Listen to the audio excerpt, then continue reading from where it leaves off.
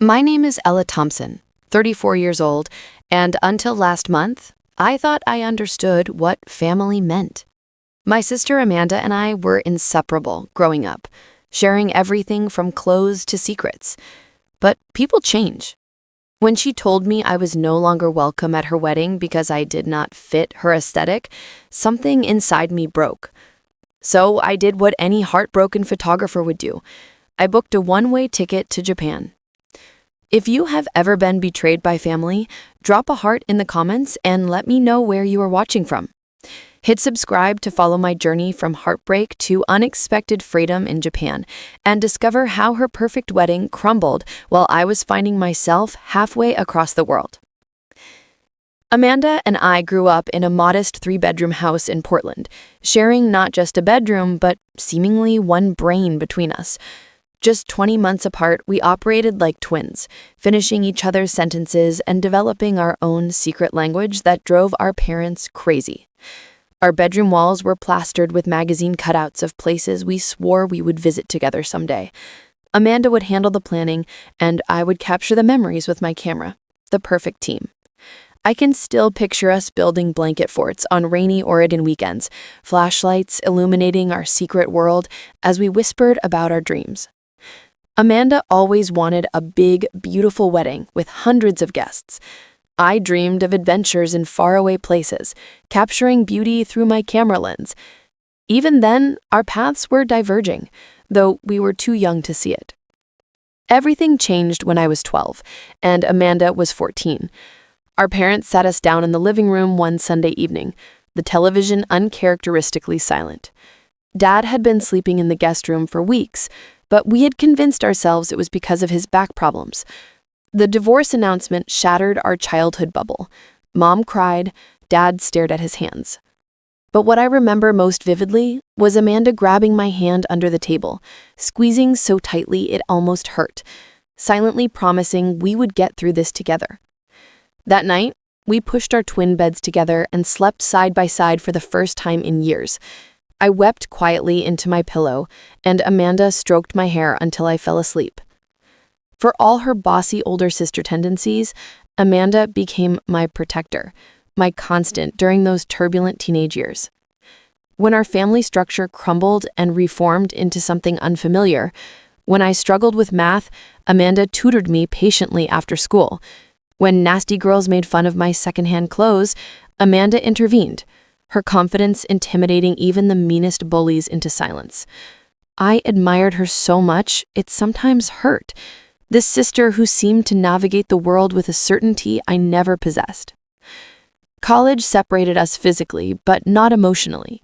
Amanda pursued a business degree at the University of Washington, while I studied photography at Portland State, staying closer to home.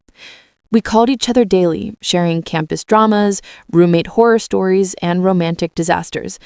Every holiday and summer break felt like a reunion tour, picking up exactly where we had left off. Yet, subtle changes were happening.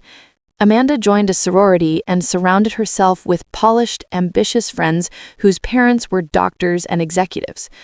Her wardrobe evolved from thrift store finds to designer labels she could barely afford on her part-time banking job. Her calls became shorter, filled with stories about networking events and internship opportunities. I was proud of her drive, but confused by her new priorities. When I shared my excitement about my photography professor submitting my work to a student showcase, Amanda responded with distracted congratulations before launching into a story about meeting the daughter of a Seattle real estate mogul at a charity gala. When Amanda met Jordan Whitfield during her senior year, I was genuinely happy for her. He came from old Seattle money, his family name attached to several downtown buildings.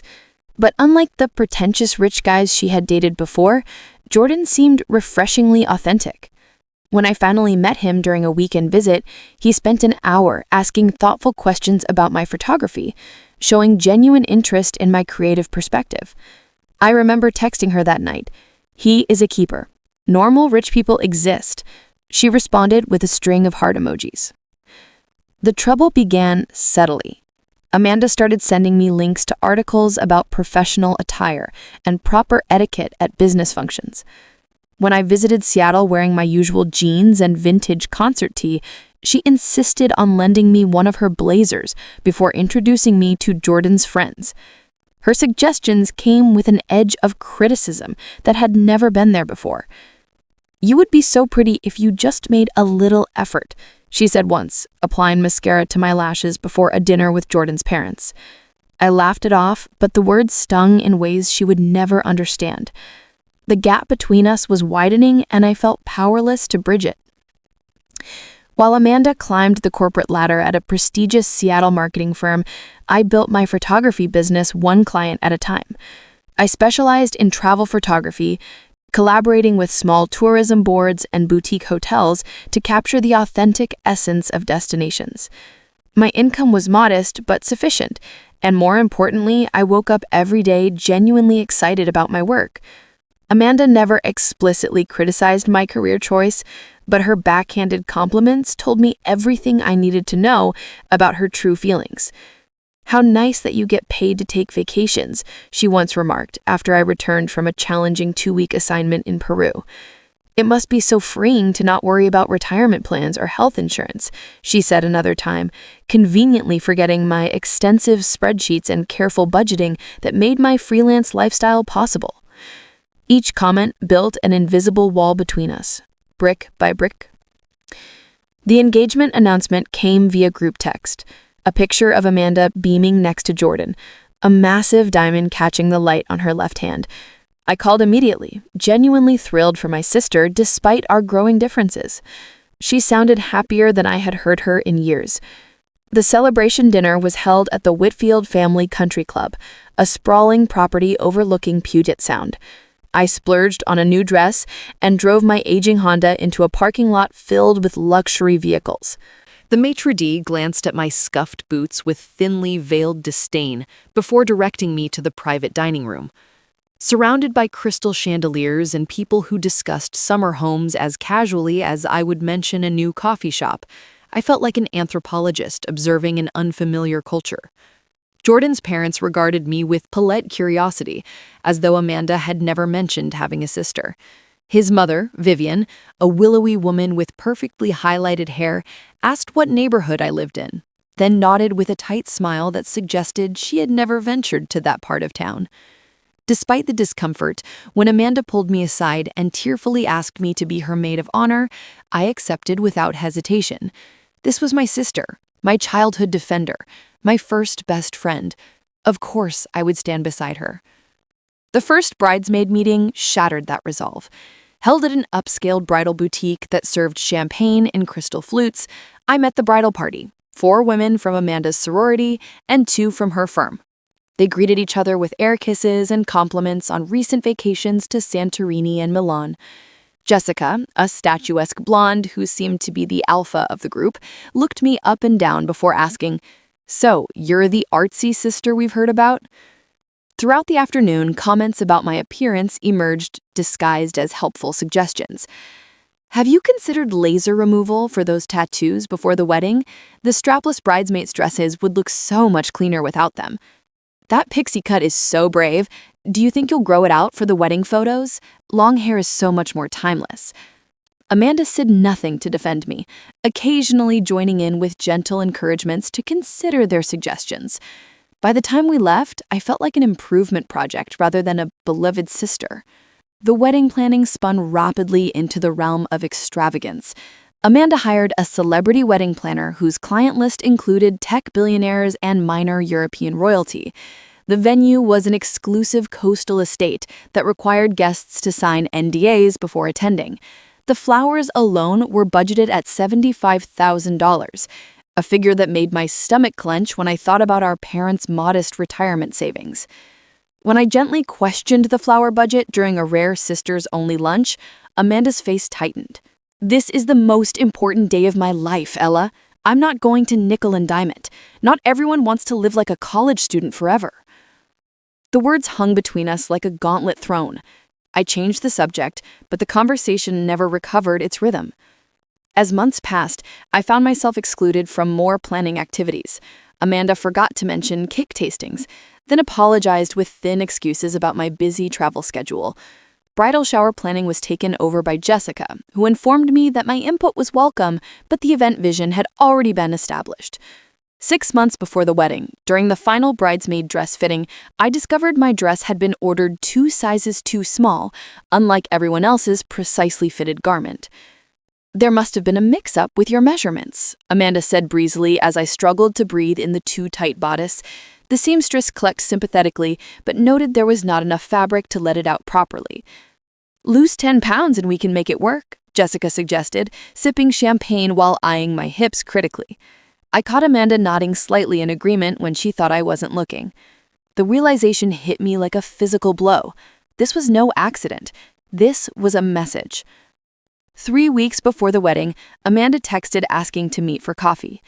I arrived at our usual spot, an artisanal cafe halfway between our apartments, and found her already seated in a corner booth, 2 lattes on the table. She was wearing her corporate armor, sleek blazer, straightened hair, perfect makeup. Her engagement ring caught the light every time she moved her hand. Something in her expression made my stomach drop before she even spoke. "Ella," she began, her voice oddly formal, "I've been doing a lot of thinking about the wedding." I wrapped my hands around my mug, suddenly needing its warmth. "The thing is, this wedding has become much bigger than I initially planned. Jordan's family has certain expectations about the event, about appearances."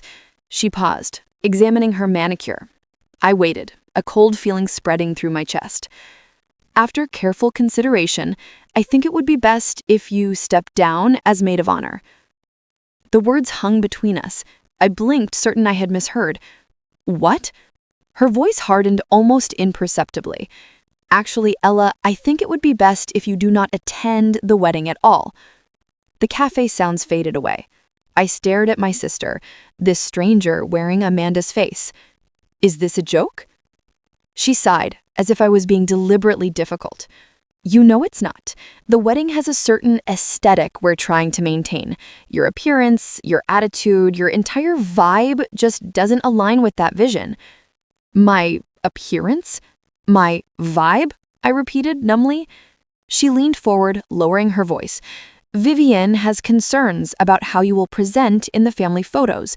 Your tattoos, your hair, your general lack of polish. She thinks your presence will distract from the sophisticated atmosphere we're creating." Vivienne. Jordan's mother, the woman who had been whispering in my sister's ear for months. "And what does Jordan think about banning your only sister from your wedding?" I managed to ask, my voice barely steady. "He understands the importance of making certain concessions for family harmony. His relationship with his parents is important." Translation: Jordan was either complicit or spineless. Either way, he had chosen his family over mine. "You're choosing these people over me," I said, not bothering to hide the hurt in my voice. "These people who have known you for what, 3 years over the sister who held you through panic attacks after mom and dad split up?" Amanda's face flushed. "That was a long time ago, Ella. We're adults now, with adult priorities. If you truly loved me, you would understand what this wedding means for my future with my in-laws." The words stabbed like a knife. "Understand? You want me to understand being erased because I embarrass you?" She straightened, slipping fully into her corporate persona. "I'm not asking for your permission. I'm informing you of my decision. The wedding planner will be removing you from all the official documentation. Jessica will take over your maid of honor duties." As if sensing my gathering storm, she reached into her purse and placed an envelope on the table. "I've already booked you a spa weekend at a resort in Arizona for the wedding dates. All expenses paid. Think of it as a consolation gift." I looked at the envelope without touching it. The final insult, a payoff. "I don't need your charity weekend," I said, standing up so abruptly my chair screeched against the floor. What I needed was a sister who would stand by me the way I always stood by you. Clearly, that person no longer exists. I walked out without looking back, her calls of my name fading as the cafe door closed behind me. The aftermath was worse than the initial blow. My parents called that evening, their voices careful and neutral. They would still attend the wedding, they explained gently. They couldn't take sides. Family was complicated. Perhaps this would all blow over after the wedding stress ended. I hung up, feeling more alone than I had ever been in my life. Over the following days, I discovered Amanda had been busy. Mutual childhood friends reached out with strange questions. Had I really threatened to make a scene at the wedding? Was it true I had refused to comply with the dress code? Was I actually planning to bring a random date to the reception? The lies spread faster than I could counter them. Family members sent awkward messages expressing disappointment in my behavior. Social media became a minefield of wedding preparation posts, where my absence was conspicuous but unremarked upon. I watched from the digital sidelines as Amanda lived her dream bridal experience without a backward glance. For 3 weeks, I barely left my apartment except for client meetings I couldn't reschedule.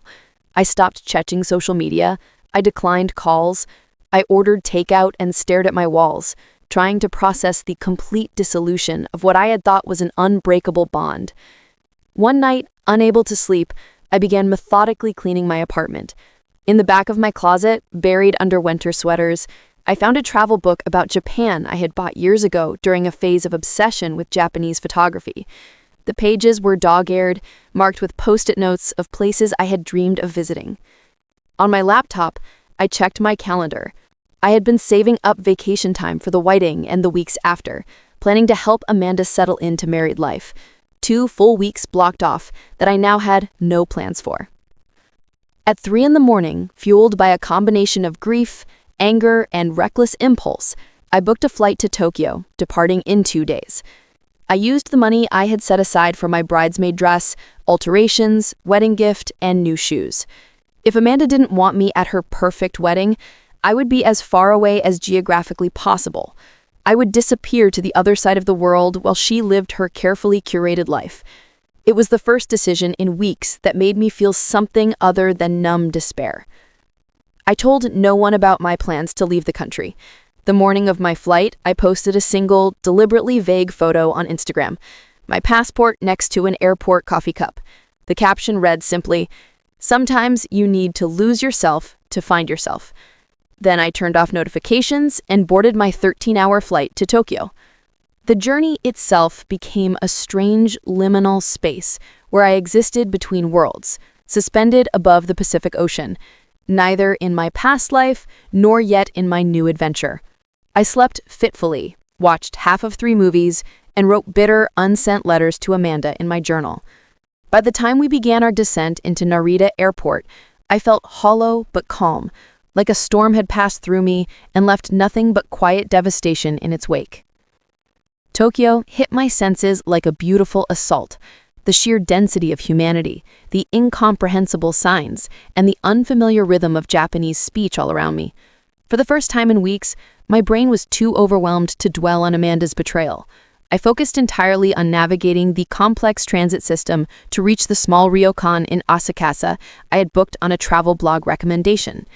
The ryokan owner, an elderly woman named Fumiko, spoke limited English but communicated through gestures and the universal language of hospitality. She showed me to a tiny but immaculate room with tatami mats and sliding paper doors, demonstrating how to unfold the futon and properly wear the yukata robe left for guests. Her kindness in the face of my obvious disorientation brought unexpected tears to my eyes. "It is first time Japan?" she asked, offering a cup of green tea. I nodded, accepting the warm cup gratefully. She smiled, patting my hand. "First time, always special. Japan will show you something important if you look with open heart." I doubted Japan could heal the wound my sister had inflicted, but I smiled politely and thanked her. That first night, I slept more deeply than I had in weeks, lulled by the distant temple bells and the unfamiliar firmness of the futon.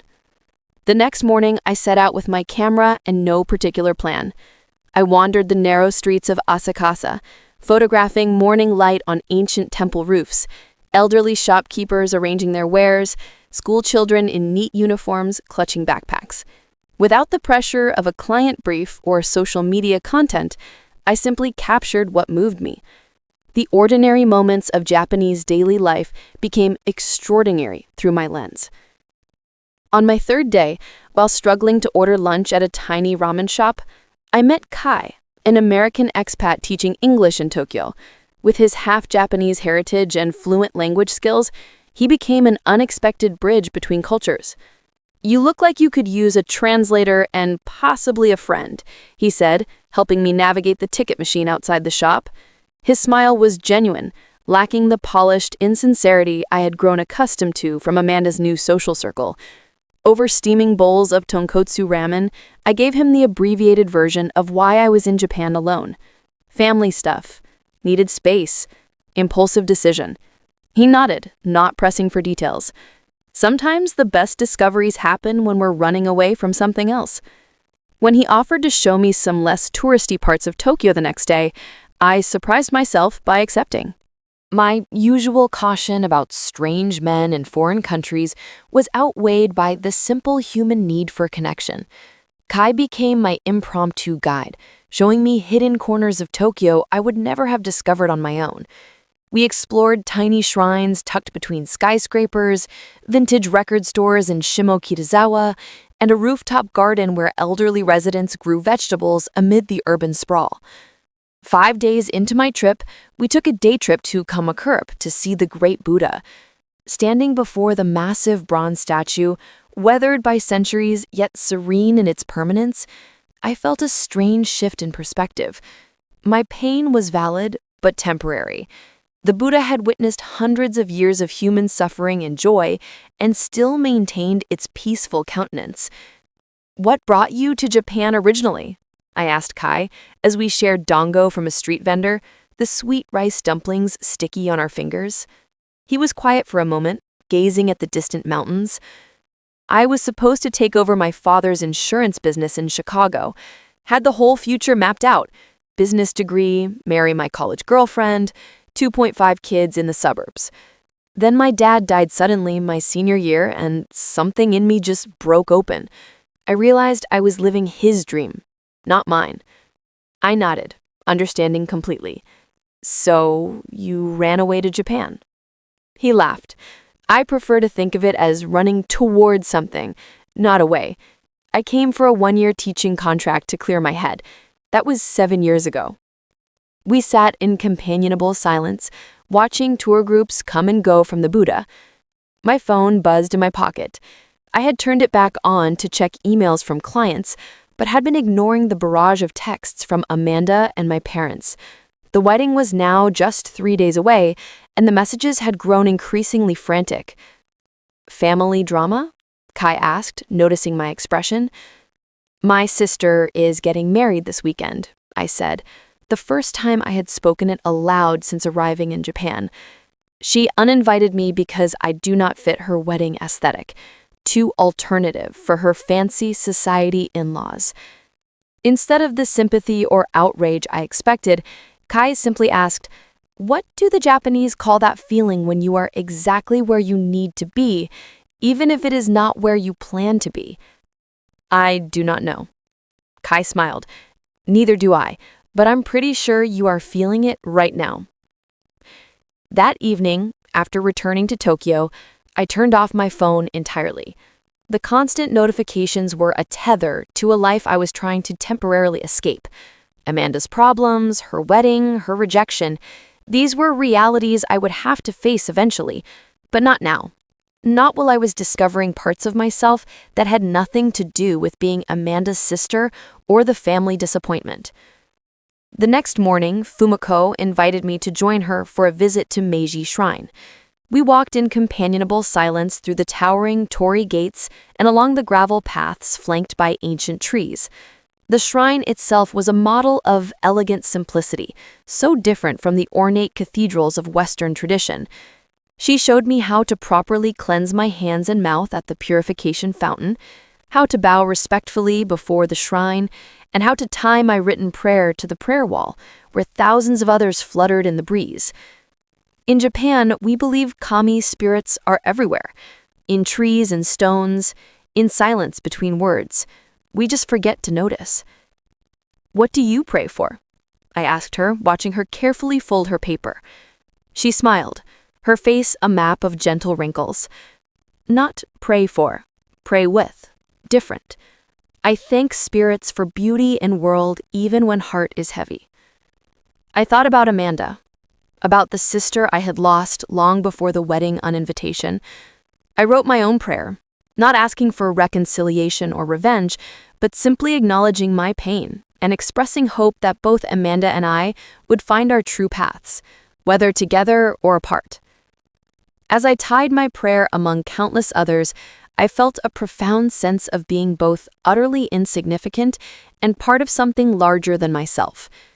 My family drama, which had consumed my entire existence for weeks, seemed smaller here, just one thread in the vast tapestry of human experience. That night, I sat on the tiny balcony of my ryokan room, listening to the distant sounds of the city and watching the glow of Tokyo Tower in the distance. For the first time since Amanda's coffee shop bombshell, I felt a tentative peace. Not happiness exactly, but the quiet certainty that I would be okay regardless of what happened back home. 1 week into my Japan adventure found me in Kyoto, staying at a traditional ryokan overlooking the Kamo River. The morning had been spent exploring Arashima Bamboo Grove, my camera capturing the ethereal light filtering through towering green stalks. I had lunch at a tiny restaurant where the elderly chef served me whatever he decided to make, smiling at my appreciative nods despite the language barrier. That evening, sitting on the tatami floor of my room with a cup of green tea, I faced the decision I had been avoiding. Amanda's wedding was tomorrow. Despite everything, some small, stubborn part of me wondered if I should have been there, if my absence would be something I would regret later. Family was complicated, messy, but still family. With a deep breath, I turned on my phone for the first time in 3 days. The cascade of notifications was immediate and overwhelming. Dozens of missed calls, hundreds of text messages, email notifications, social media alerts. My phone buzzed continuously for nearly a full minute as everything caught up. Ignoring the texts from Amanda and my parents for the moment, I noticed multiple messages from Sarah, my childhood friend, who had remained close to both me and Amanda. Her texts started casually, then grew increasingly urgent. "Hey, stranger, hope Japan is amazing. Ella, something crazy is happening with the wedding. Call me when you can. Ella, seriously, you need to check your phone. Everything is falling apart here. The wedding is off, complete disaster. Amanda needs you. Please call when you see this." The most recent message had come just hours ago. "I know you are hurt and probably enjoying the karma, but your sister is in a bad place. Just letting you know." My hands shaking slightly, I opened Instagram. My feed was flooded with oblique references to dramatic events, mutual friends posting vague support messages, a few wedding guests expressing shock and offering prayers for healing. Then I found the video posted by someone I did not recognize, probably a guest from Jordan's side. It showed the rehearsal dinner, an elegant affair at what appeared to be a waterfront restaurant. The caption simply read, "And you thought your family gatherings were dramatic." The video started normally enough, people in formal attire mingling with champagne flutes. Then the camera swung to capture raised voices at the head table. Jordan and Amanda in a heated argument, her face flushed with anger, his tight with restraint. Jordan's mother standing nearby, her expression a mixture of horror and vindication. Suddenly, Amanda stood, grabbing a champagne bottle and smashing it at the table, glass and expensive champagne exploding outward. The video shook as the person filming backed away, but still captured Amanda screaming words that were mostly bleeped in the upload, pointing accusingly at someone off camera. The final frames showed Jordan grabbing Amanda's wrist, her spinning around and slapping him hard across the face, then storming out while guests stood frozen in shock. The video had over 50,000 views. My heart pounding, I scrolled through comments seeking context, finding mostly shocked reactions and a few cruel jokes. Finally, buried in the comments, someone wrote, "To those asking what happened, the groom was caught cheating with the wedding planner the night before, apparently been going on for months." I called Sarah immediately. "Oh, thank God," she answered on the first ring. "I have been trying to reach you for days." "What happened?" I asked, still struggling to process the video I had just watched. Sarah exhaled heavily. It is a complete dumpster fire, Ella. The short version is Jordan has been sleeping with the wedding planner for months. His assistant caught them together at the venue during final preparations and told Amanda. Jesus, when? 2 days ago, but that is not even the worst part. Apparently, Jordan confessed it was not just a fling. He and this wedding planner, Meredith something, have been seeing each other seriously. He was planning to call off the wedding after his family business merger went through next month, was only staying with Amanda to keep his parents happy until the deal closed. I sat in stunned silence, trying to imagine how Amanda must have felt. For all her faults, for all the pain she had caused me, the betrayal she had experienced was devastating. The video, I managed to ask. Sarah sighed. The rehearsal dinner was already scheduled, and Amanda insisted on going through with it, said she would confront him publicly. Your parents tried to talk her down, but she was beyond reason. She completely lost it when she saw Jordan's family there, especially his mother.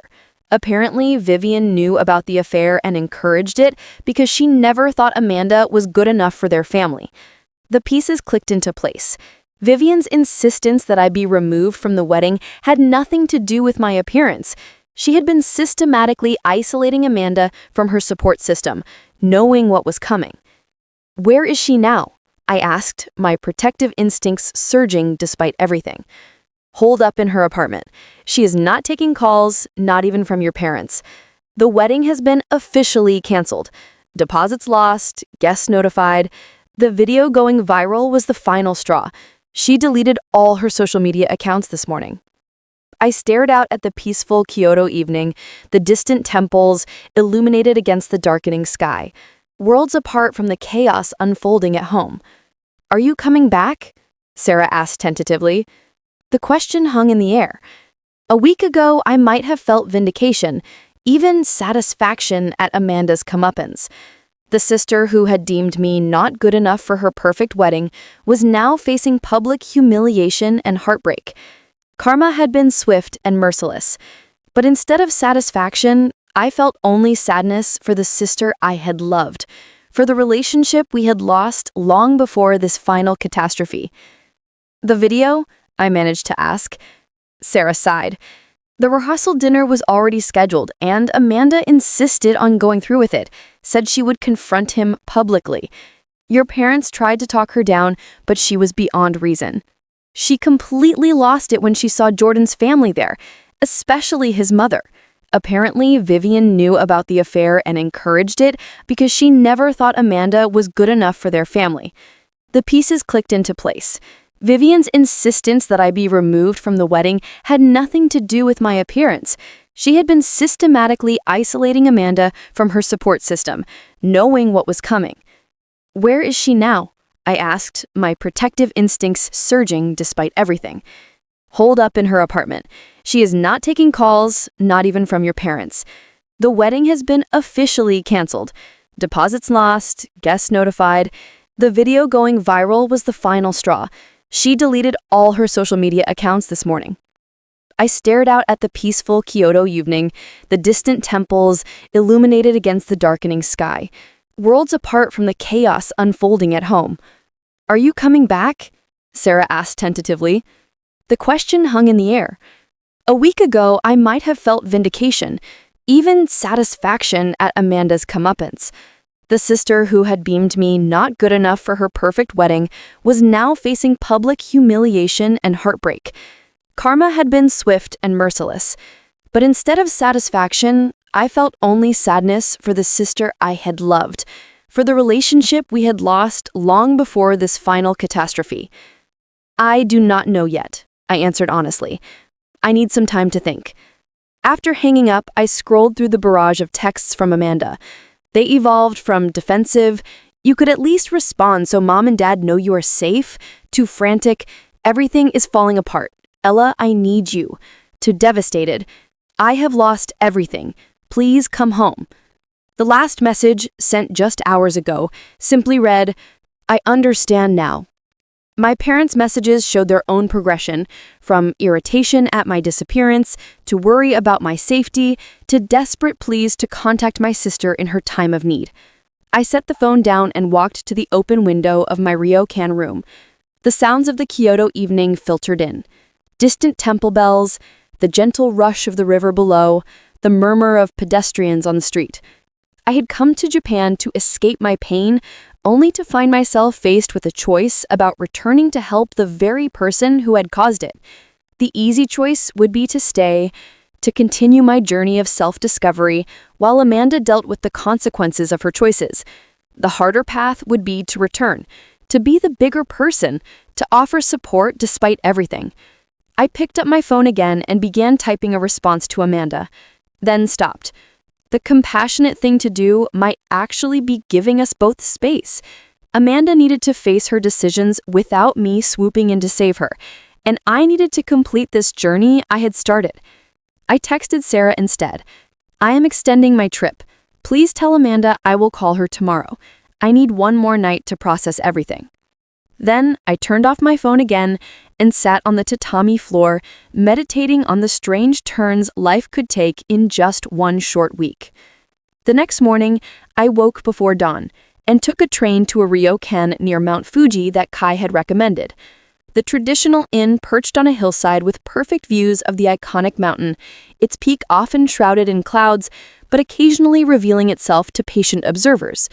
The innkeeper, a third-generation owner named Takashi, showed me to a simple room with floor-to-ceiling windows framing Fuji in the distance. This is best place for reflection. Mountain teaches patience. Sometimes hidden, sometimes revealed. Always there. I spent the morning hiking nearby trails, my camera capturing the interplay of light and shadow across the forested slopes. By afternoon, I felt centered enough to make the call I had been avoiding. Finding a quiet spot on the ryokan terrace, I turned on my phone and requested a video call with Amanda. She answered almost immediately, her face appearing on my screen, causing an involuntary tightening in my chest. She looked terrible. Her usual perfect appearance had crumbled completely, hair unwashed, eyes swollen from crying, skin blotchy without her carefully applied makeup. She was wearing what appeared to be an old college sweatshirt, a far cry from her usual polished wardrobe. "Ella," she breathed, as if she couldn't quite believe I had called. The relief in her voice was palpable. "Where are you?" "Japan," I said simply, turning my phone to show her the view of Mount Fuji before returning it to my face. I heard about what happened. Her face crumpled, fresh tears spilling down already tracked cheeks. "It is all gone, Ella. Everything. The wedding, Jordan, my dignity, my future. All of it gone. Despite everything, my heart ached seeing her so broken. Tell me what happened in your words," I said quietly. She took a shuddering breath. "Jordan was cheating on me with Meredith, the wedding planner, for months, right under my nose. All those late-night planning sessions, venue visits, vendor meetings, they were sneaking around behind my back, laughing at me." The humiliation in her voice was raw, unfiltered. "But that is not even the worst part," she continued. "His family knew. They all knew. Vivian encouraged it because she never thought I was good enough for precious Jordan. New money, she called me, said my family lacked proper breeding." Amanda wiped roughly at her tears. "All this time I was killing myself trying to fit into their world, and they were just tolerating me until Jordan found someone more suitable." Realization dawned on me slowly. "So that is why you cut me out of the wedding. I was too much of a reminder of where you came from." She nodded miserably. "Vivian made comments about your tattoos, your career, your whole vibe. Said having you as maid of honor would just highlight the difference between our family and theirs. I was so desperate for her approval that I actually listened. I chose these awful people over my own sister." I sat with that admission, letting it settle.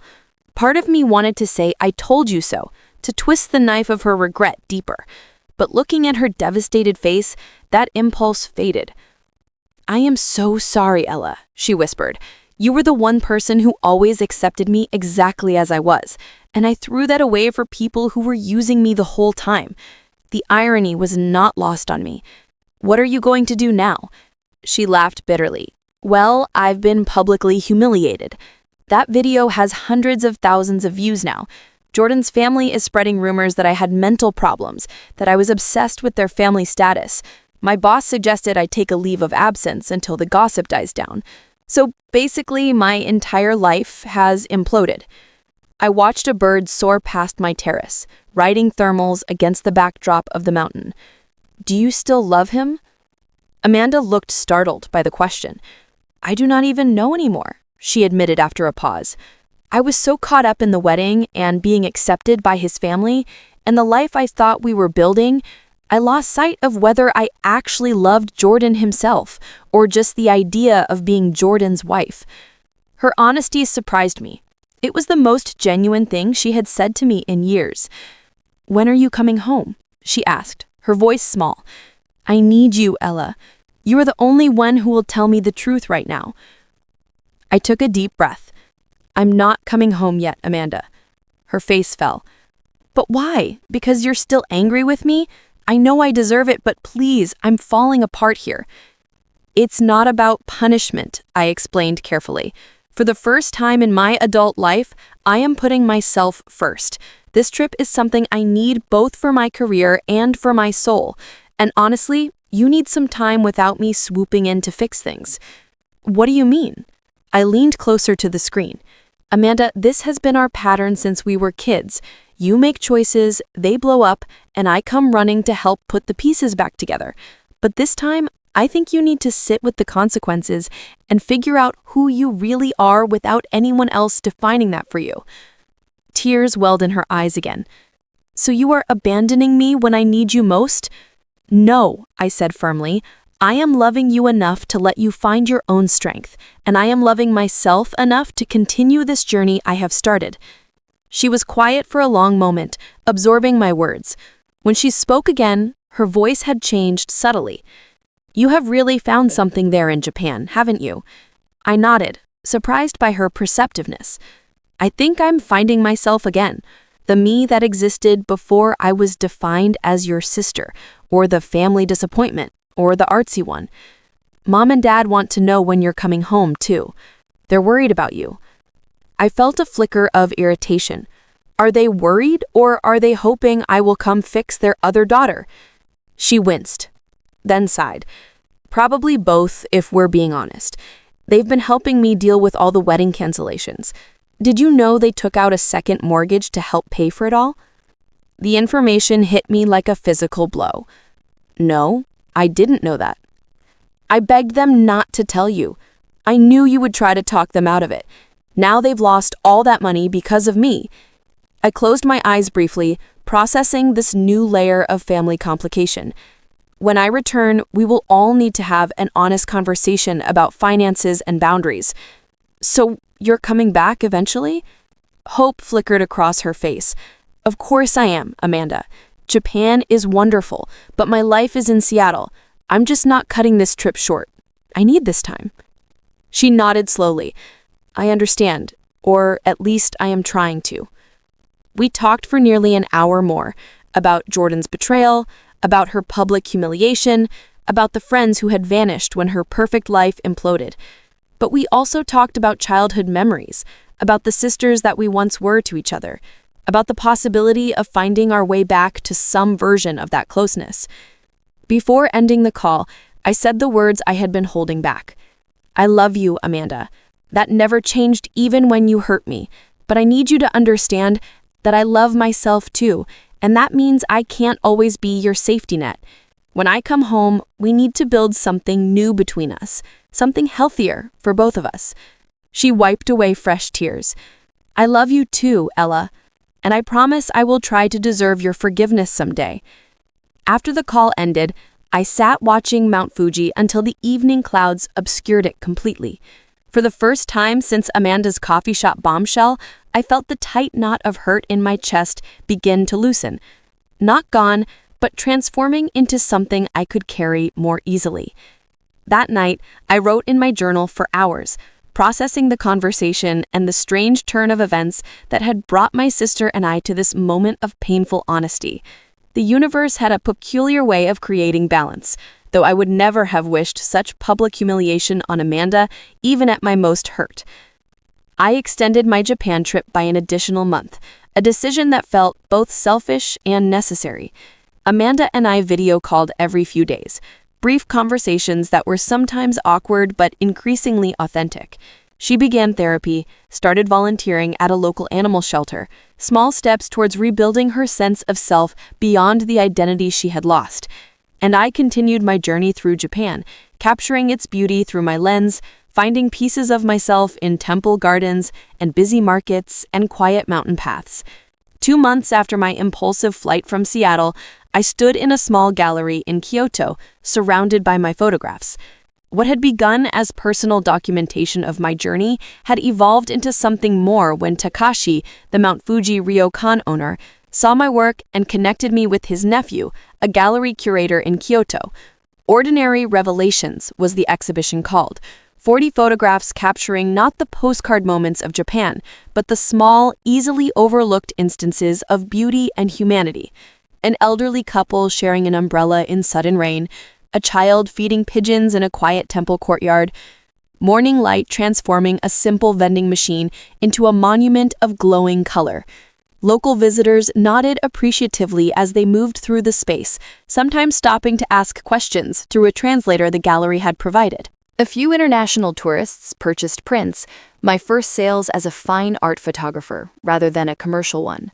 Between conversations, I checked my phone and found a message from Amanda with a photo attached. She had cut her hair into a bob similar to my own pixie style, discarding the long, highlighted waves that had been her signature look for years. Off to my first day teaching basic business classes at the community center, she wrote, terrified and excited. Video call tomorrow. I smiled, typing back a quick response of encouragement. Our weekly video calls had evolved from tear-filled confessions to increasingly normal sister conversations. The healing between us was tentative but real, aided perhaps by the geographical distance that allowed us both to evolve independently. Amanda had surprised me by refusing to return to her corporate job after her leave of absence ended. Instead, she volunteered to teach business basics to low-income women looking to start small enterprises, discovering an unexpected passion for education. The woman who had once judged my modest income now talked excitedly about helping others find financial independence on their own terms. My return flight to Seattle was booked for the following week. The thought brought mixed emotions: excitement to see family and friends, anxiety about navigating new boundaries, grief for the Japan experience I would be leaving behind. Kai had helped me find a subletter for my Seattle apartment and had traveled with me through several regions of Japan over the past months, our friendship deepening into something that defied easy categorization. He would be returning to Tokyo tomorrow, his teaching responsibilities resuming after the holiday break. I have something for you, he said that evening as we shared our final dinner together at a tiny restaurant near my gallery exhibition. He slid a small package across the table. Inside was a handmade journal, its cover featuring a traditional Japanese marbling technique in blues and greens that reminded me of the ocean separating my two worlds. For your next chapter, whatever and wherever that might be. Later that night, alone in my small rented apartment, I began packing my belongings, sorting through the items I had accumulated during my extended stay. My phone chimed with a calendar alert. 3 days until my parents' anniversary dinner. I had arranged to surprise them, arriving home just in time for the celebration. The thought of seeing them brought a complex wave of emotions. Our relationship had shifted during my absence, our calls becoming more honest as I gently but firmly established new boundaries. They had apologized for their neutrality during the wedding drama, acknowledging how their fear of conflict had often left me feeling unsupported. Landing at SeaTac Airport felt surreal, the familiar surroundings slightly disorienting after months away. Amanda was waiting at arrivals, her new haircut framing a face that looked both familiar and somehow different, more authentic. We hugged for a long time, neither speaking, communicating everything in that embrace. When we finally pulled apart, she touched my face gently. "Welcome home, traveler," she said with a smile that reminded me of our childhood. The drive to our parents' house in Portland was filled with comfortable conversation and occasional comfortable silences. Amanda had helped them refinance their mortgage, using her business knowledge to find them a better rate that eased the financial strain of the canceled wedding. She has changed, I thought, watching her profile as she drove. Or perhaps she had simply returned to the sister I had known before status and appearances became her god. Our parents cried when we arrived together, the four of us embracing in a messy group hug on their front porch. The anniversary dinner became a celebration of family reconnection, all of us carefully navigating this new, more honest relationship we were building. Over the following weeks, Amanda and I developed a tradition of Sunday hikes in the mountains surrounding Seattle, conversations flowing more easily on the trail than they ever had across coffee shop tables. She spoke openly about her therapy journey, about recognizing how her insecurities had made her vulnerable to people like Jordan and his family. I needed their validation so badly that I was willing to become someone else entirely. I thought if I just tried hard enough, became perfect enough, I would finally feel worthy. I understand that feeling better than you might think. I just chose a different path, rebellion instead of conformity. We both laughed at the truth of it, these opposite strategies emerging from the same childhood wounds. In early spring, I launched my first Seattle gallery show, featuring both my Japan portfolio and new work exploring the concept of home and belonging. Amanda helped organize the opening night event, her organizational skills perfectly complementing my creative vision. To my surprise, Jordan's mother Vivian attended the gallery opening, approaching me with obvious discomfort as I chatted with guests. "Your work is quite moving," she said stiffly. I did not expect such depth. I thanked her politely, curious about her presence, but unwilling to cause a scene. As if sensing my question, she added, "Your sister invited me. She thought it important that I see the talent I so readily dismissed." Before I could respond, Amanda appeared at my side, her posture relaxed, but her eyes watchful. "Enjoying the exhibition, Vivian?" she asked, her voice pleasant but cool. "Very much so," Vivian replied, glancing between us. "Your sister is quite gifted." "I know," Amanda said simply. "I have always known that, even when I failed to appreciate it properly." The interaction lasted only moments, but it represented something significant. Amanda standing firmly in her authentic self, neither seeking approval nor holding on to bitterness. Later that night, after the successful exhibition, Amanda and I sat on my apartment balcony, sharing a bottle of wine and looking at the Seattle skyline. "Do you ever regret going to Japan? If you had stayed, maybe you could have warned me about Jordan." I considered the question carefully. "No," I said finally. "We both needed that time apart to become the people who could actually hear each other. If I had stayed, we would have fallen into our old patterns. Me rescuing you, you resenting my help even while needing it." She nodded, accepting the truth of it. "I'm actually grateful for how everything unfolded. As painful as it was, I like who I am becoming now much more than who I was trying to be then." I raised my glass to hers. "To authentic living wherever it leads us." She clinked her glass against mine, and to sisters who find their way back to each other no matter how far they travel. 1 year after my impulsive escape to Japan, I launched a photography workshop series called Finding Beauty in the Ordinary, teaching participants to use photography as a mindfulness practice. Amanda occasionally co-guest hot sessions about breaking free from external expectations, her corporate background giving her unique insight into the pressures of conformity. My career evolved to include both commercial work that paid the bills and fine art photography that fed my soul. Amanda found her calling teaching business ethics and entrepreneurship at a community college, her firsthand experience with corporate culture providing valuable perspective for her students. We still disagreed, still occasionally stepped on each other's toes, still sometimes fell into old patterns during family holidays, but underneath it all ran a new current of mutual respect and genuine appreciation for our differences. Sometimes the most valuable thing we can lose is the image of who we thought we needed to be. Sometimes relationships need to break completely before they can be rebuilt on a stronger foundation. And sometimes we need to travel halfway around the world to find ourselves, only to discover that coming home is part of the journey too. If you have ever had to rebuild a relationship from the ground up or found yourself in a place you never expected to be, share your story in the comments below. Life takes us on unexpected journeys, but connecting with others who understand makes the path a little less lonely. Hit that subscribe button if you want to hear more stories of healing and transformation, and give this video a like if it resonated with you. Thank you for traveling this path with me today, and remember that sometimes our greatest strength is found in our most vulnerable moments.